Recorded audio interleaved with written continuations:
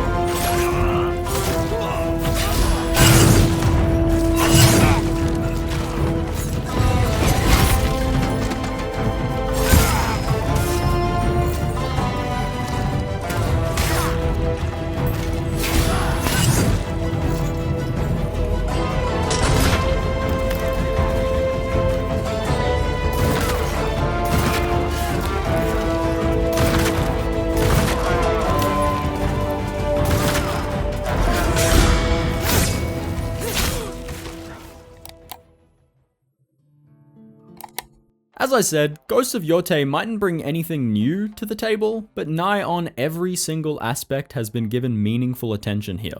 Most of what was bad is good. Most of what was good is great, and in just a moment I'll compare the crossover so you can see for yourself. Just before I get into it, I gotta mention that Sucker Punch has smartly blurred the lines between activities in the game this time around. The many solitary, repetitive distractions in the original come packaged with other goodies and are sometimes intertwined with one another. So I'm certain you understand what I mean. I'll give a little example. In Ghost of Tsushima, often a bamboo strike is, well, just a bamboo strike. In Ghost of Yotei, a bamboo strike might lead to a confrontation with a few Ronin that know only the Onryo is that nice with a blade. Many are intertwined with quests, be it main, minor, or major side content. I even encountered one directly tied to the progression of one of the mythical tales that make an appearance here too. But I digress, so I'll begin the comparison with the activities that have seen pretty minimal improvement and go from there. Hot springs make a return, and yes, I get it, yes, you can see it. More importantly, despite some more thoughtful placement and a few mini activities that steer us clear of being on autopilot all the time, they'll be pretty familiar. Pillars of Honor follow suit here to the T, bar the nudity if I recall correctly. Bamboo strikes are largely the same. Sometimes Atsu will try it left-handed and the inputs are chosen in a way that encourages using just your left hand. Those are a fun little challenge, and there's a small chance a piece of bamboo goes flying and you'll have to hit a few extra inputs to catch that one. Other than that, and the intertwining I briefly commented on, they're obviously very similar.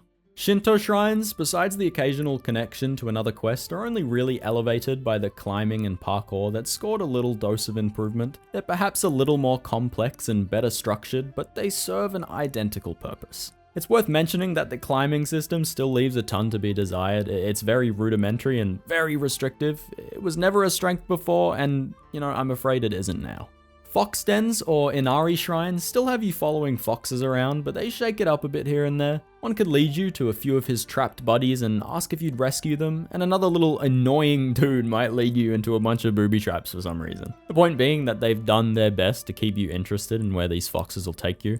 In the original, they become menial pretty quickly, and it's worth mentioning that there are like 49 of them in Ghost of Tsushima. Here there are 13.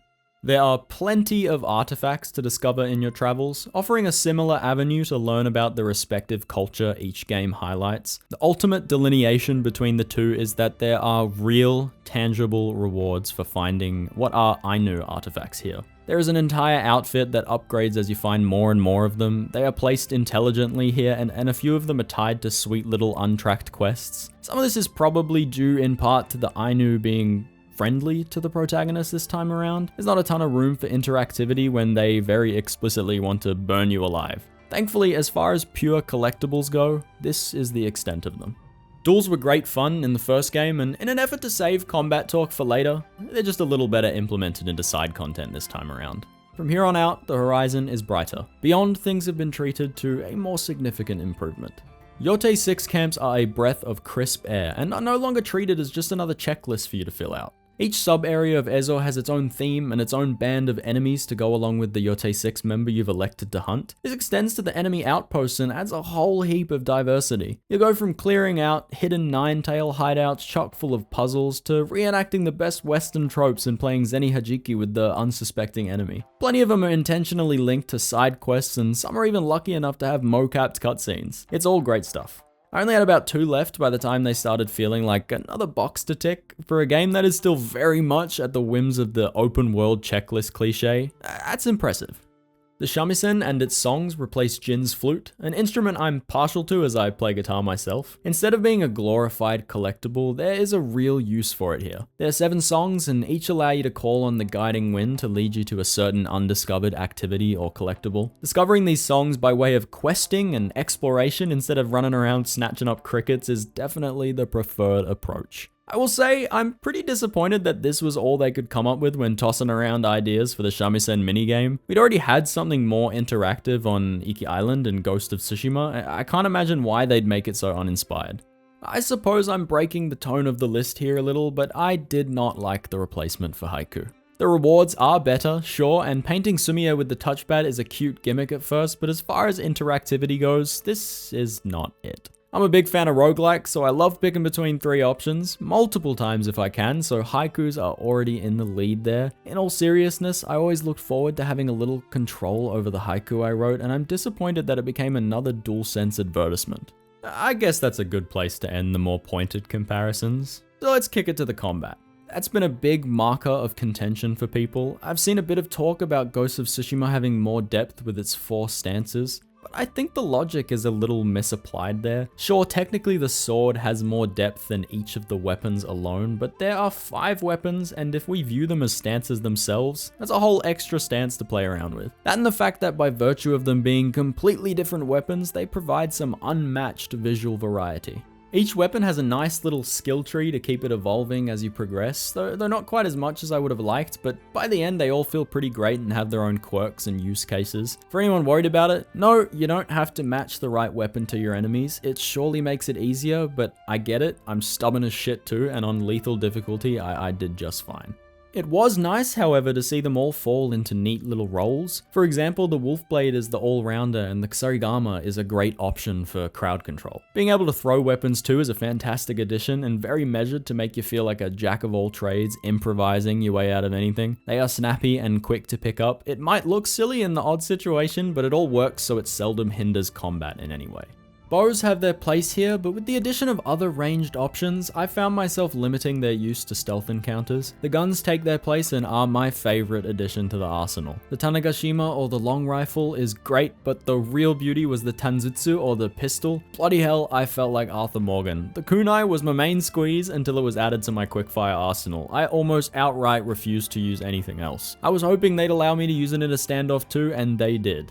If there's anything Sucker Punch can do, it's make shit look cool, man. Anyways, the flow of combat is great here. Keeping track of all the many different enemies in the game is a challenge in itself, and there is a ton of enemy variety. From big dudes carrying bohayas to onomushas with naganatas. If you enjoyed fighting in the first game, you'll love it here. There are a few little things that rarely saw any use, but for the most part, the game does an awesome job finding a place for all your bits and bobs. Oh, in another life, I'm sure Atsu was a drug smuggler or something because she really can pull an entire arsenal of weaponry out of her ass. As silly as it is if you think about how she's carrying all of that around, the service it does to making every combat encounter feel different, if you so wish, is much, much appreciated. Before I give any critique here, again, I played on lethal difficulty, so some of this might not be entirely applicable to you.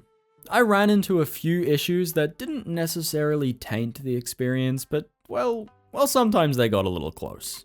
In almost every duel, any hit would one-shot me. I'm talking like sometimes I was getting kicked in the chest and dropping dead. I get that I'm on lethal, but goddamn, it takes me 100 attacks to kill this guy and he gets to throw dust in my eye and make my head explode. I'm fine with 2 hits, by the by. As soon as I got upgraded to a 2-hit kill, I was golden, but a restart on 1 mistake is diabolical. I'm also not a fan of some of the tracking these attacks have. If I roll away from an enemy, there is no reason they should ice skate across the mud mid-hit to catch me in the dodge. I understand the effort to discourage the super monkey ball approach to combat, but at some point it becomes bad player feedback. I don't quite recall how much of an issue it was in the original, but the blue glint attacks just don't make any sense here. What is the blue glint really even telling us at this point? You hardly have to time the parry anywhere near it. Sure, you can get used to it, but it's still terrible feedback to have to almost completely ignore it if you want to learn the timing.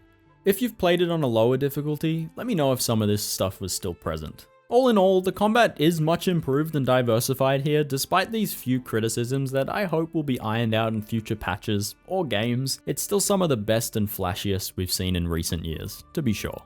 Sucker Punch already did a solid job creating an environment that facilitates more natural and engaging exploration in Ghost of Tsushima, and here they follow suit with an even better showing. They have been very intentional with their placement. Nothing is haphazardly sprinkled throughout the world. Everything leads into something else. You might start a side quest near a gambling den and end it near a shrine. Everything aims you in the right direction to make discovery feel less intentional on your part and more emergent.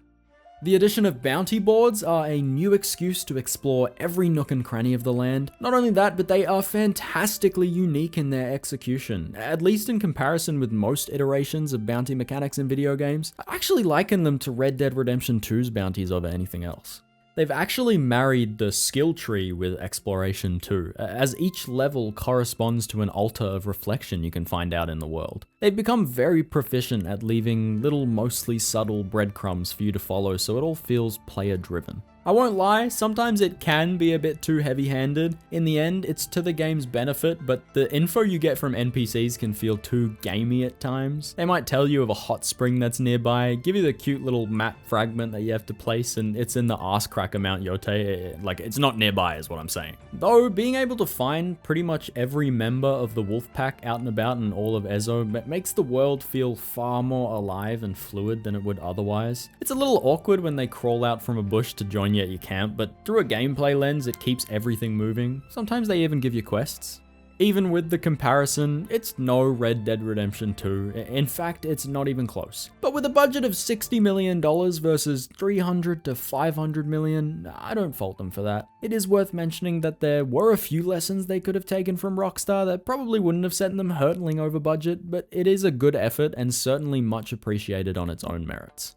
A lesson they really should have learned, and from a disgraced company no less, yeah, I'm talking about Ubisoft, is how to make stealth better. The more subtle approach you're given access to in Ghost of Yotei is almost identical to the original. I don't mean to say it was bad, but it wasn't great and a million times more limited than other worse titles like Assassin's Creed Shadows. The rare flower I'll give that game is its stealth, and by comparison, it is not even close. Look, it's flashy. Looks great and is definitely fun, absolutely, but much like its parkour system, it's outdated by about a decade. I mean, they don't even react to me whistling for my horse, not even when his fat ass comes barreling in just about knocking him over. I don't mean to say that is the standard for stealth in video games, but it's an example of all the little building blocks the gaming scene has collectively placed with each stealth iteration. It's a little disappointing to see it get the cold shoulder here. To be clear, it's still a valid way to play, and if you liked it before, you'll like it now. It hasn't gotten worse, just not quite better. The wolf, as an addition to both combat and stealth, does save it a little in that regard. I'm really impressed by the way they handled the animal companion. It's as realistic as it could get. It's still very much a wild animal, but the bond Atsu and the wolf share tap into the spirituality angle Sucker Punch likes to include here. At first, she'll only show up at random to save you from a death blow or to join you in a standoff, but soon you'll find her more explicitly asking for your aid in fighting off Saito's wolf hunters. Completing these activities rewards you with a skill point for the wolf and deepens your bond. She's a great passive addition to the game world, and I think it's the perfect and least cliche implementation of a companion we've seen in a long time. I've already touched on progression a mite, but rest assured it's spaced out pretty fantastically here. The game offers more and more to keep you interested right up until the end, and new content is introduced to you in a very natural way. I'm glad it didn't feel like I was bouncing between different approaches throughout. It all feels very intentional. I was chuffed to be rewarded with something substantial after every time sink, whether it's a new charm after losing all of my money gambling, or one of the many vanity items available. I was largely satisfied. They've done a respectable job giving us as much customization as is needed here. Although a small side criticism is that build variety is pretty one note for the most part. There are some fun charms and outfits here and there, but nothing that changes the game. They could have definitely given us transmog too. I did very much prefer having to do a sort of training montage of quests with a master of each weapon type before unlocking them. It kept every single one feeling fresh and meaningful. While it's never ever perfect and it can be inconsistent in its quality at times, that and all the other side content offered to you is far above what we had in the first game. They learned quite a bit from the reception to Ghost of Tsushima, and I'm hoping we'll edge ever closer, to the emergent gameplay it's still sadly missing. I'm nearing 3,000 words in just the gameplay section here. I'd like to make sure you stick around for the other two, so I'll leave it there. In an attempt to conclude this neatly, I'll say that I don't think Sucker Punch has yet escaped the many stereotypes we have of open world action games. Unlike the debut entry in this new franchise, it doesn't quite offer a fresh perspective. Unfortunately, we are nearing a time where the industry will milk it for all it's worth. The appeal is already shaky and it might not last that much longer. With that in mind, on its merits and in comparison with the many other tropey titles, Assassin's Creed, the Horizon games, and so on, I think it's one of the best showings we've had.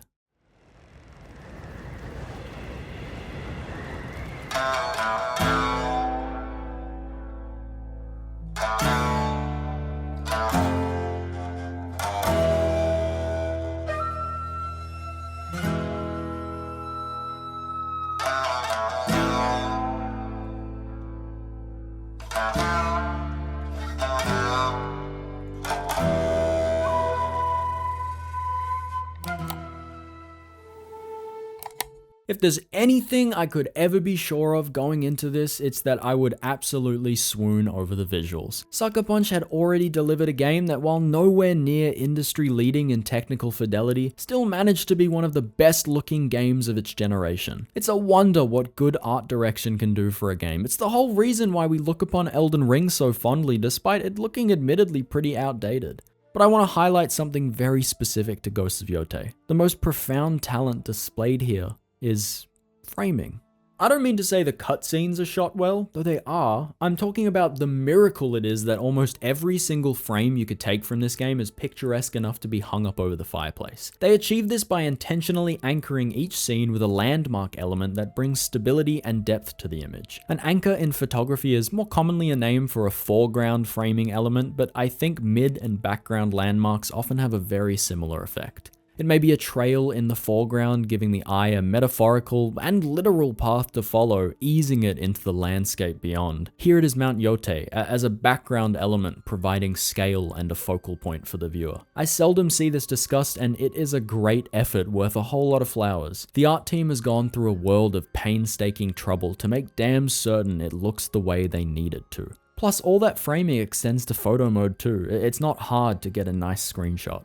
All of its more objective graphical elements in isolation mimic its predecessor in being good but never uniquely impressive. However, it is this one thing that skyrockets its appeal. The particle effects and the weather systems deserve a quick note here. They look good and do naught but reinforce the careful framing and enhance the subdued but ever-present spiritual aesthetic it revels in. Though I'm not sure I agree with the implementation of ray-traced global illumination. I'm not implying it looks bad, no, quite the opposite, but I am always baffled by the choice to improve general lighting over reflections, especially in a game with such an emphasis on framing. An improvement to lighting beyond the best current-gen dynamic lighting can offer is much appreciated, but far more abstract to the average player. On the flip side, a reflection, well, is a reflection. We know what to expect when we see, say, a tree towering over a body of water. When we don't see that tree, it sets off an alarm much faster than a shadow we'd hardly notice go missing in the real world.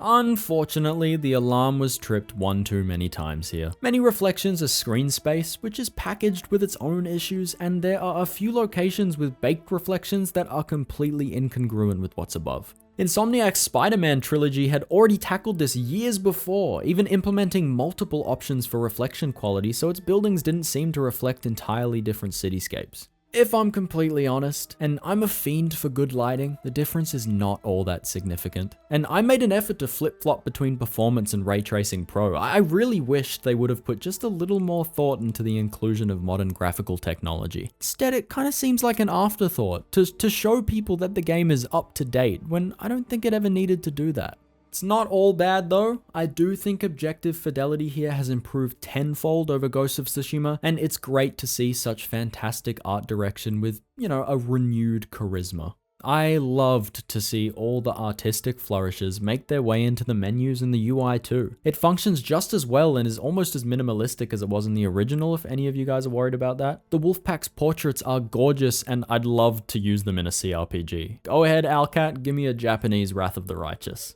Vanity items have seen an immeasurable improvement in my eyes. I only wish there were more outfits to complement how many smaller items there are. I had a blast mixing and matching the different head and face gear with the clothing. I think it's underappreciated that they've made an effort to give us as many options as possible so we can all have our own little Atsu. Mine was a pirate by the end of her hunt. I just about screamed when I scored the eye patch.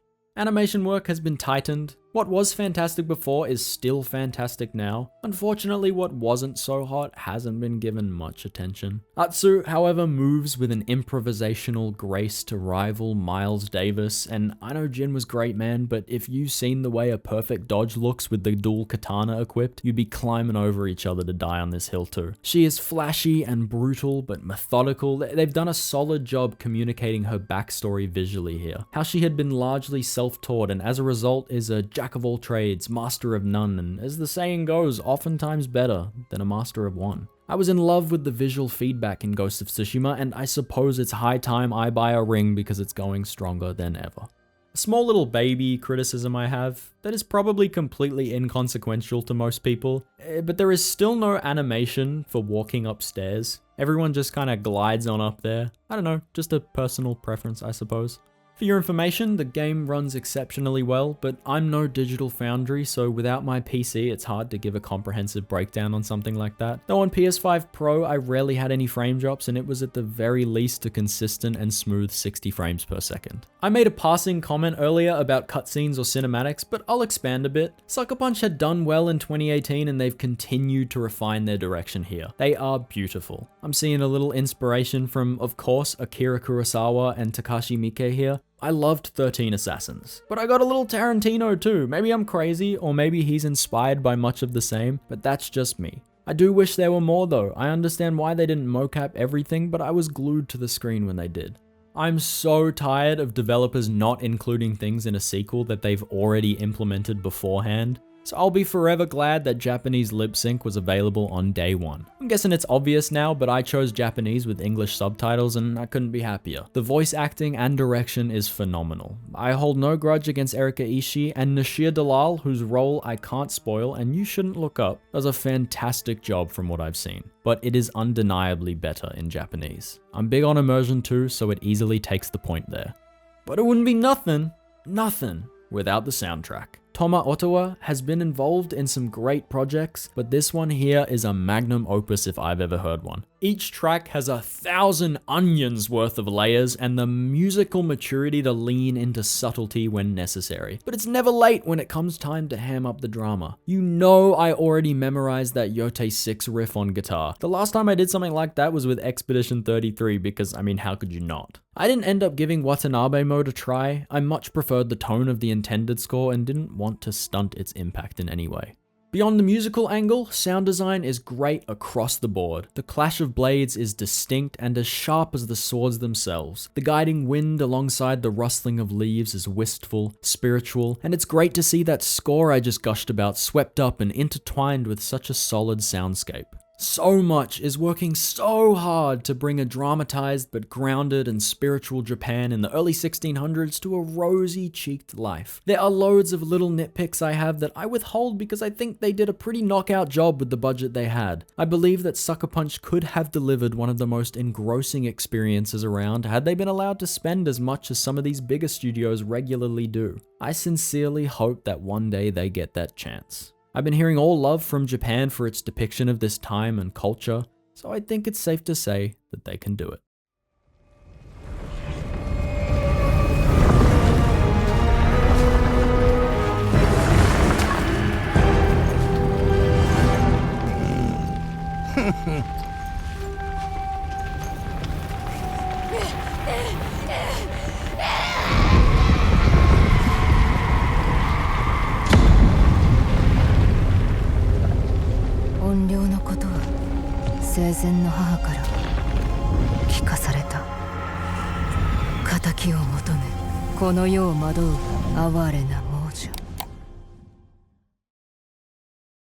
This is where, from what I can gather, this video might get a tad controversial. Promise it'll make sense to you by the end, so stick around. Over 300 years have passed since Jin Sakai took up the mantle of Ghost. We've traveled from Tsushima to Ezo, modern-day Hokkaido, a stage for Mount Yotei's majesty and all the happenings beneath its shadow. Under a mountain 16 years younger, a family is slaughtered and a young girl left for dead, pinned to a burning ginkgo tree by her father's sword. The people of Ezo knew this girl to share her family's fate, so when a woman vicious and seemingly animated by rage alone begins to hunt down those responsible for this atrocity, they deem her a vengeful ghost. They scream, "Onryo."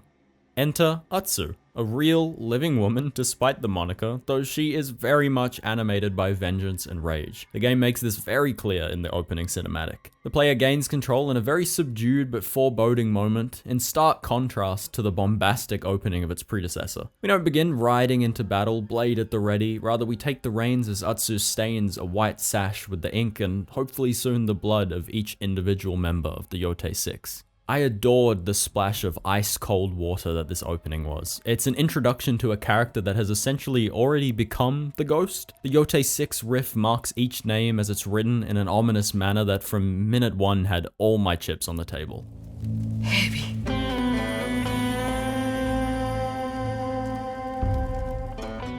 Once the kill list is finalized, she dons the sash on her hip, grabs her late father's blade, and stands tall to look upon the location of her first target, the snake. We really are dropped straight in. The wolf is already known to her and has been watching over her this very night. As I said, I like this approach. I could have even done without the recap in the beginning. I enjoy piecing together a story that doesn't wait for me. You know what I mean? That doesn't acknowledge that it's a piece of media meant to be consumed. Unfortunately, this isn't quite that. And you know, at the risk of being too vague, I don't want to go much further with the recap. I've seen a lot of talk about this introduction being far worse than Jin's, and I'm sure it's all preference at the end of the day, but I much prefer the subtler approach here. It's not even really subtle, it's chock full of the best spaghetti western cliches in the most badass of ways. But I'd like to talk more about how they've set up Atsu's character arc here. It's a trope I'm partial to. While Jin's story is marketed as a necessary fall from grace, from honorable samurai to the Mongol's worst nightmare, Atsu's evidently begins neck deep in her fall from grace and encourages her to claw her way from the darkness she's already succumbed to. A quote that stuck out as really poignant to me is when Atsu, kneeling over the makeshift grave for her kin, says this. 俺は妖帝6人衆を一人残らず見つけてみんなの仇を討つそしたら行くよそっちへ I get that revenge stories are a dime a dozen nowadays, but at the very least, the setup here is fantastic. I like the acknowledgement that she cares to live only for revenge and is well aware of her fate. You know, she longs for it. Sucker Punch really drew me in initially. The Yotei 6 are compelling, sinister, and I have to give them a garden of roses for that.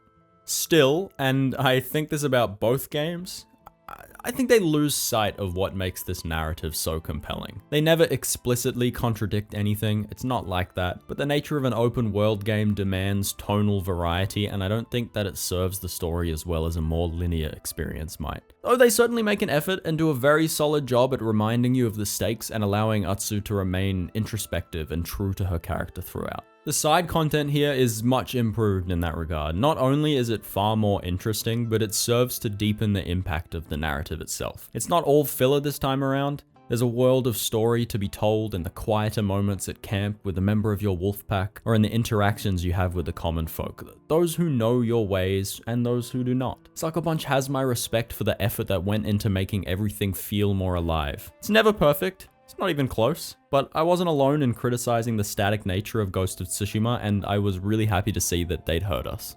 I think there was a small miscommunication, whether it was an intentional marketing ploy or not, in that the game is not nearly as non-linear as is advertised, and I think that's a good thing, but that's worth mentioning. You have some choice in which order you hunt the Yotei 6, but it's more limited than it seems. Just a taste of freedom that doesn't nearly do away with the entire narrative like Assassin's Creed Shadows notoriously did. There is very clear effort put into serving the narrative with every beat, and it's truly commendable, even if they still have a ways to go before delivering a story worth a much longer video essay. I obviously won't dive into any specifics, but I'm really fond of the ending here, as I am of the conclusion to Jin's story. They've shown that regardless of how rushed both of these stories feel, and they do in their third acts, they really do know how to tie it up neatly. The way a thing wraps up is far and above the most important challenge any writer has to face, and a bad ending can break even the greatest of tales. I think it works somewhat in reverse too. A great ending can make the rest make a whole lot more sense. Atsu does grow and change by the end, much like Jin, and it is earned. At the risk of sounding like a broken record, it's not perfect, not even close, but it's good, and I do recommend you experience it. The controversy here is that I think I like Atsu and her story more than I did Jin's. But I want to clarify that I think Ghost of Tsushima has a better premise. Ghost of Yotei is just a more refined execution of a story we've seen before. Hey, if you're still with me, I'm James, and this is TheWaffleIron. I like to rate my games a little differently, like waffles hot off the iron from raw right on through to crispy, golden perfection. And if the bite is right, maybe a dash of syrup. There is certainly more to be talked about here, good and bad. I apologize if I glossed over anything you were hoping to see addressed. Feel free to leave a comment and I'll be sure to reply. Tag your spoilers. To close it off, I think this is a great game. I would recommend it to anyone not yet tired of a good classic open world as one of the better showings in the genre. It certainly remedies the bulk of issues I had with the first one. It hits, even if sometimes weakly, on all beats it needs to, never really drops the ball, and is a solid chunk of game throughout. Despite it not being quite the sensationalized improvement upon its predecessor, and a game that sadly might not make the Hall of Fame, whether on its own merits or the culture it was born from, I think I'm gonna go ahead and say it gets a fluffy. And because I love its flair, music, and am a sucker punch for westerns, a dash of syrup too.